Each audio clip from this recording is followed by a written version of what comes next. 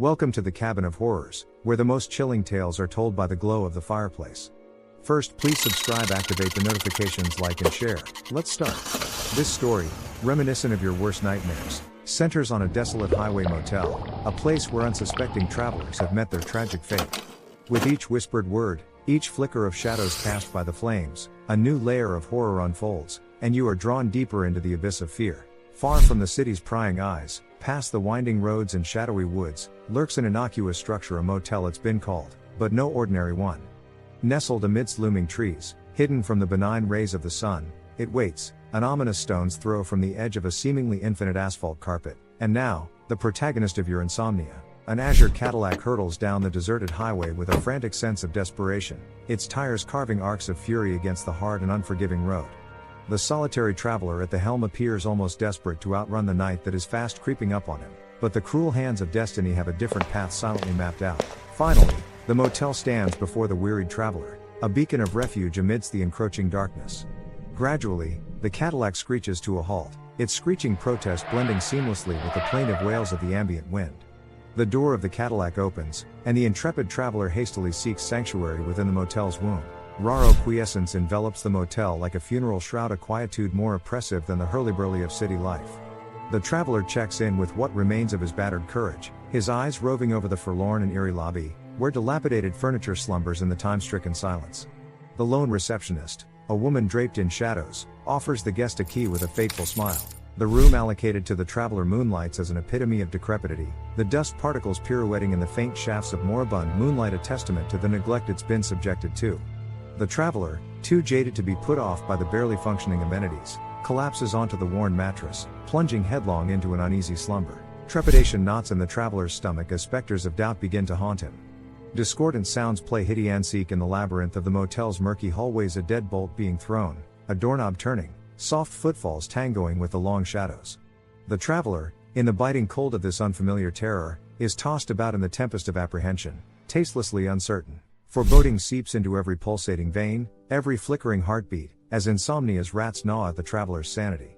He finds no solace in the silence the surroundings invoke, rather, it is just a prelude to the unrelenting string of happenings that would soon unfold at the stroke of the witching hour. Shadows morph into sinister entities, each whispering echoes from an abyss, twisting the traveler's perception, playing him like a puppet. Lights flicker, casting a chaos of fragmented shadows on the walls, leering phantasms laughing at his plight or his feeble attempts to elude despair. Images begin invading his weary mind, macabre apparitions lending him cages of horror within hallucinogenic bars of moonlight. His sanity teeters on the precipice, a specter's dulcet whispers egging him on. Time, that elusive entity, spirals into infinity as the traveler comes to terms with the terror that envelops him. The once familiar room feels alien, every corner riddled with the decay of long-forgotten horrors. He realizes he is not the only being in this labyrinth of Agonathat. He shares the air with spirits of the past, nerves alight with adrenaline, pulse curdling with the dread of impending doom. He steps out into the ever-watchful night, a hapless victim caught in the claws of an ancient horror. The wind carries whispers, brushing past his ears, plunging him deeper into a maelstrom of unrelenting fear. Viscous darkness oozes from the motel's every pore, dragging him into a tar pit of despair. A faint crimson light pulsates from a corner, refracting upon the dust motes in a dance of spectral purity.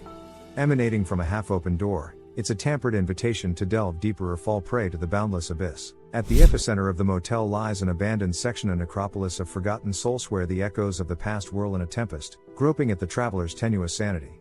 The wind suddenly crescendos, an invisible orchestra drowning the night in haunting hymns. The whispers grow louder, urgent, but of what, the traveler cannot discern. Shadows twist and elongate, congealing into serpentine forms that writhe under the predatory moon. The darkness reaches for his soul, its frigid fingers branding him, as the barrier between life and death blurs into a ghastly waltz. An unseen presence hovers palpably, its malice souring the air. The traveler stumbles, his heart pounding a frenzied beat against the ironclad confines of his ribs. Footsteps echo in the empty halls, yet the scourge of solitude binds him. Reeling, the traveler struggles to maintain his grasp on reality as phantom fingers sway his balance. The malignant crimson glow appears once again, weaving an entrancing trail to the heart of the abyss. A frigid gale bellows from the open portal, an intimation of the path he must tread. Each step towards the dissonant pulse brings in its wake a cacophony of whispers and hollow laughter. The walls, insurmountable prisons of petrifying secrets, close in on the travel-weary man. The lusty tendrils of fear ensnare him. ensnaring his breath in a suffocating noose. At the dawn of sleepless terror, the line between chimera and reality begins to blur. Frenzied images flicker lifelessly before his eyes, a decrepit motel, sinister shadows, forsaken souls. The agonizing lament of the tormented wind only serves to accentuate his fear, jacketing him in an all-encompassing dread. Sanity is a dimming light, flickering in the maelstrom of horror. The traveler is a mere puppet, dancing to the tune of a cruel, unseen puppeteer. His heartbeat, an erratic drummer boy announcing his ongoing descent into madness, keeps rhythm with the throes of his nightmare. The door creaks as it bends to the rhythm of the encircling evil, ushering in a bone-killing gust that pins his soul to his mortal coil. A face appears in the darkness, a mask of despair and loathing etched into the fabric of time, accosting him with a tale of unspeakable atrocities. Fleeing from the confines of terror, the traveler flees into the darkest recesses of his mind, an echo chamber of ghostly consonants, a symphony of screams that threaten to rend his sanity asunder. Beasts of shadow pursue him through the ever-twilight, never lacking but always mocking.